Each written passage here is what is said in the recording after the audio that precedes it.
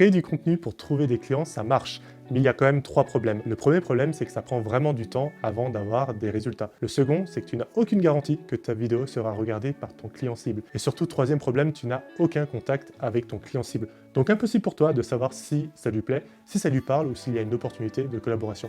Pour moi, créer du contenu, c'est une bonne stratégie, mais dans un cadre bien précis. Alors le premier cas, si tu viens tout juste de te lancer, c'est 0% de ton temps pour la création de contenu. Ta mission, c'est d'être en contact avec des clients le plus rapidement possible. Si tu es dans ce deuxième cas, c'est-à-dire que tu es en place, mais que tu sens que tu as un plafond qui t'empêche de dépasser les 30 000 euros de chiffre d'affaires, par exemple, tu peux consacrer 20% de ton temps pour créer du contenu. C'est pas si mal et tu prendras pas trop de risques. Et enfin, le troisième cas, tu es proche des 100 000 euros de chiffre d'affaires. Tous les voyants sont ouverts pour toi. Tu peux clairement lancer une nouvelle stratégie avec la création de contenu. Je me souviens encore de la tête de Flora, une élève du programme des vidéopreneurs, quand je lui ai dit qu'elle doit arrêter là, aujourd'hui, sa chaîne YouTube. Bien sûr, c'était dur pour elle de faire une croix là-dessus et ça paraît aussi drastique, oui, mais le business n'a pas de sentiment, c'est ce que vous devez retenir.